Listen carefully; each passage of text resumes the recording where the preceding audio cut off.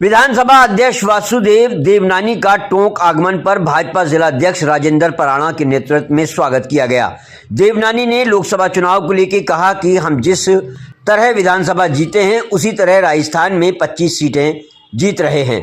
टोंक पधारे देवनानी पूर्व सभापति लक्ष्मी जैन के निवास से प्रेस कॉन्फ्रेंस करते हुए बोले, मेरा टोंक से पुराना नाता है, मैं कई बार टोंक आया, मुझे अपनों की याद आती है। इस मौके पर पूर्व सभापति लक्ष्मी जैन, जिला उपाध्यक्ष हंसराज धाकड़, बेनी प्रसाद जैन, मंडल अध्यक्ष राजेश शर्मा, रामकिशन गुर्जर, वकार खान, ओबीसी मोर्चा जिला अध्यक्ष बबलू टैंकर, पार्षद मुकेश सैनी, उप प्रधान रामकेश मीणा, मीडिया प्रभारी कमलेश यादव, आईटी संयोजक लोकेश गुप्ता, अंजलि गुप्ता, पूर्व पार्षद नत्थु सिंधी, कैलाश सैनी, रामबाबू गुप्ता, शंकर विजय, हनुमान बैरवा, सुरेश काचरिया, हरिओम वैष्णव, आशीष पंचोली सहित अन्य कार्यकर्ता मौजूद रहे। किस तरह का कार्यक्रम, किस तरह का यहाँ निवाई में हमारे जो मुख्य सचेतक थे उनके देवस्थान का हो जाने के कारण उनको श्रद्धा सुमन अर्पण करने के लिए आया था। परिवार की संवेदना व्यक्त की। यहाँ टोंक में भी एक व्यक्तिगत मिलना था, उस निमित्त माननीय जिलाध्यक्ष जी का भी आग्रह था, इसलिए टोंक आया हूँ। यहाँ सब कार्यकर्ताओं से मिलना हुआ है। उनका स्नेह आत्मीयता के कारण सबने जो प्यार स्नेह दिया है उनका आभार व्यक्त भी करता हूँ। और इस टोंक से तो मेरा बहुत पुराना संबंध है। टोंक जब शिक्षा मंत्री था तब भी कई बार आया। उसके बाद यहाँ के नगर पालिका नगर परिषद के चुनाव में भी प्रभारी के नाते रहा, तो कई बार पुराने लोगों की याद भी आ जाती है। मैंने कहा चलो सबसे मिलना हो जाएगा। अच्छा, ये चुनाव से पहले भी अब आए थे, विधानसभा चुनाव से पहले, और आपने दावा किया था कि हम इस बार सरकार बनाएंगे, और वो सच साबित हुआ। अब लोकसभा चुनाव है सर के ऊपर। हालांकि राजनीतिक प्रश्न है, लेकिन जो कुछ भी वायुमंडल है उसमें चारों ओर राष्ट्रवाद की लहर दिखाई देती है, राम लहर दिखाई देती है।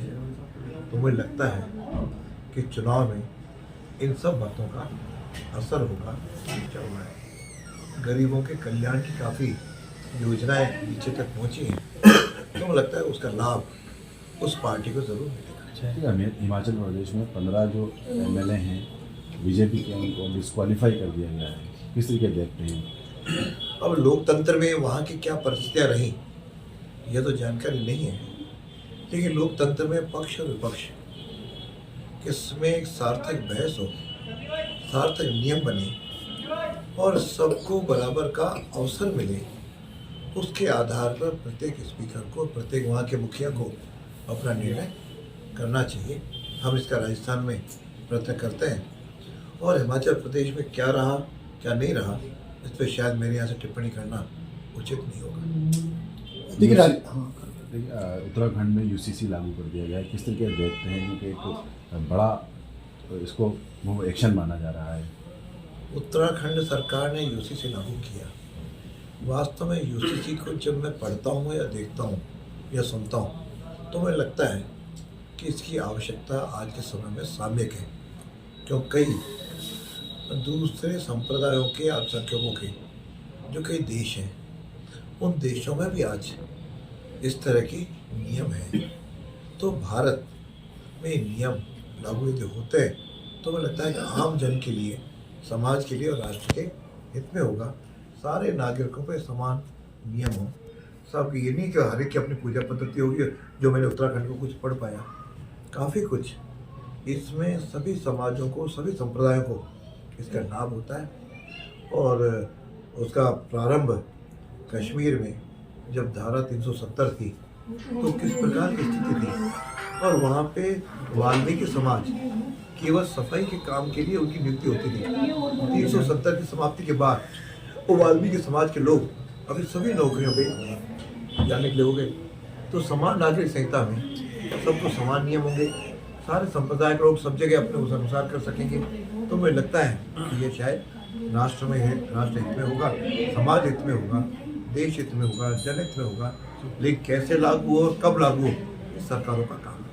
देखिए, धर्मांतरण को लेकर भी आपने नाराजगी जाहिर की भी, और मदन दिलावर जी भी कई तरह के बयान दे रहे हैं, जो कि रवि अकबर को लेकर भी, क्योंकि आप भी शिक्षा मंत्री रहे पहले, तो अब किस तरह देख रहे हैं इन सब चीज़ों को? जो देखो, शिक्षा मंत्री रहते हुए मेरी स्पष्ट धारणा थी कि हम पाठ्यक्रम वो पढ़ाएं जो राष्ट्र हित में हो, जो अपनी संस्कृति पे गौरव की अनुभूति कराने वाली शिक्षा हो।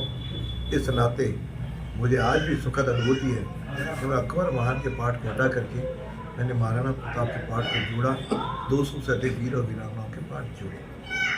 जहाँ तक धर्मांतरण का प्रश्न है, धर्मांतरण अनैतिक भी है, असंवैधानिक भी है और गैर कानूनी भी है। हर एक को अपनी पूजा पद्धति पालन करने का पूरा लोकतंत्र में और संविधान में पूरा उसका अवसर दिया है, अधिकार दिया है। उस समय यदि कोई प्रलोभन से, लोभ लालच से या अन्य माध्यमों से धर्मांतरण कराता है तो बड़ा पीड़ादायक भी है, दुखदायी भी है और असंवैधानिक भी है। इसको रोकने के लिए कई सरकारों ने अपनी जगह नियम भी बनाए हैं। गत सरकार, जो वसुंधरा जी की सरकार थी, इनका नियम बनाए थे, लेकिन चुनाव आचार संहिता लागू हो जाकर लागू नहीं कर पाई। और गत 5 वर्षों में शायद उसको ठंडे बस्ते में रखा होगा कि वो लागू नहीं आया। अब मैं वर्तमान सरकार से आग्रह करूंगा कि वो इस पर एक कठोर नियम बनाए ताकि आम जन बिना किसी भेदभाव के अपने स्वतंत्र रूप से अपनी पूजा पद्धति कर सके।